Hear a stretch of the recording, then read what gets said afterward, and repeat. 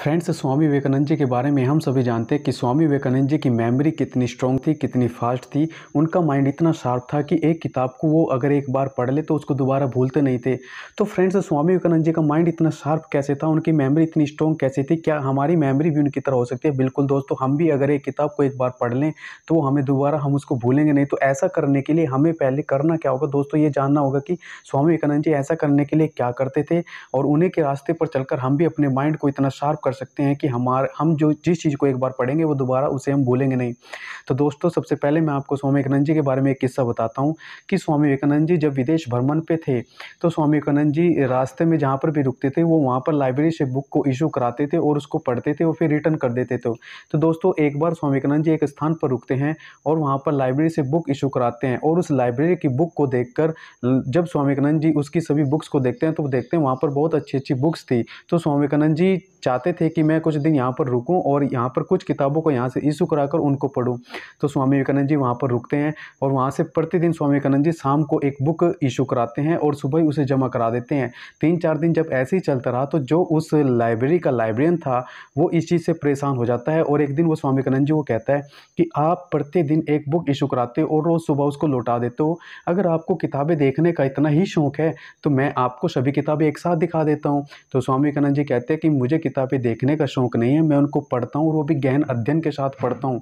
तो लाइब्रेरियन इस बात से चौंक जाता है कि ऐसा कैसे संभव हो सकता है। तो स्वामी विवेकानंद जी कहते हैं कि अगर तुमको यकीन नहीं है तो मैंने जो बुक इशू कराकर तुम्हें रिटर्न की है, तुम उन किसी भी बुक से मुझे कुछ भी पूछ सकते हो।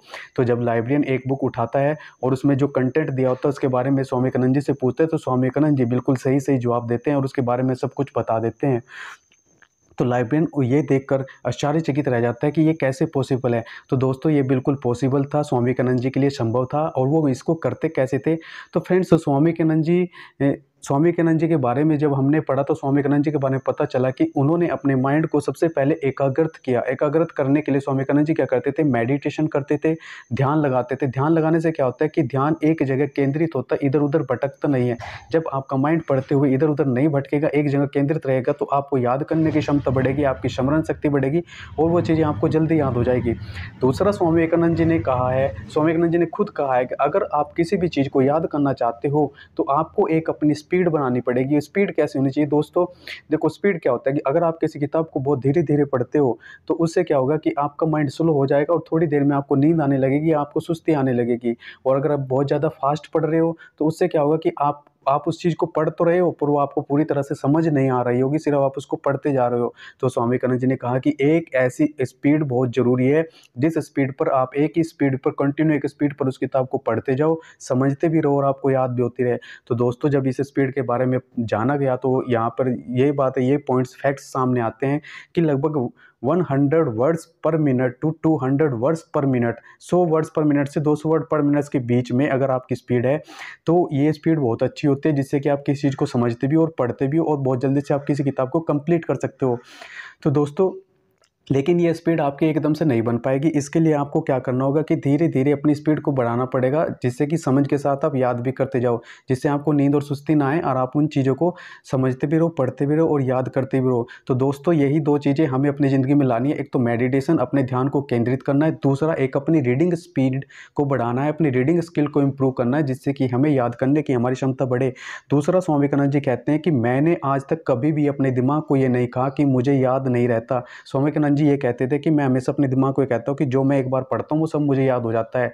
तो इस तरह से उनके माइंड को आदत पड़ गई कि जो मैं याद करता हूँ मुझे सब याद हो जाता है। इस तरह से स्वामी विवेकानंद जी के माइंड को ये हैबिट थी, ये हैबिट बन चुकी थी कि जो भी वो पढ़ते थे वो उनको याद हो जाता था, क्योंकि उन्होंने कभी अपने माइंड को कहा ही नहीं कि मुझे कुछ याद नहीं होता। तो वैसे ही आप लोगों को भी करना है कि मुझे जो भी मैं पढ़ता हूँ मुझे वो याद हो जाता है। कभी अपने आप को ये नहीं कहना कि मुझे ये चीज़ याद नहीं होती, मुझे नहीं आती। अगर आप ऐसा कहोगे तो आपका माइंड उस चीज़ को मान लेगा और वो कभी भी आप वो चीज़ नहीं सीख पाओगे और ना ही वो कभी आपको याद होगी। तो हमेशा ये कहो, हमेशा पॉजिटिव रहो, पॉजिटिव थिंकिंग रखो कि हाँ, मैं जो पढ़ता हूँ मुझे सब कुछ याद हो जाता है, मैं जो करता हूँ वो सब कुछ मुझसे हो जाता है। तो इस तरह से हर एक चीज़ आपके लिए पॉसिबल हो जाएगी और हर एक काम आप कर पाओगे। तो दोस्तों, सबसे पहले आपको 2 या 4 मिनट 5 मिनट से अपना मेडिटेशन स्टार्ट करना है। सुबह उठकर आपको ध्यान लगाना है। दूसरा, आपको अपनी रीडिंग स्पीड पर ध्यान देना है। धीरे-धीरे अपनी रीडिंग स्पीड को बढ़ाना है, आप उस लेवल तक पहुँच जाओगे। तीसरा दोस्तों, आपका जब पढ़ते हो तो पढ़ते समय आपका सिटिंग पोस्चर बहुत सही होना चाहिए। आपको लेटकर या पढ़कर नहीं पढ़ना है, एक अच्छे से चेयर पे और टेबल लेकर उस पर पढ़ना है बैठकर, और एक अच्छी सी स्पीड के साथ पढ़ना है। तो दोस्तों, बिल्कुल आपका माइंड इतना साफ हो जाएगा कि आप भी हर चीज़ को याद कर पाओगे। दोस्तों, आपको वीडियो अच्छी लगी हो तो इसे लाइक और सब्सक्राइब करें।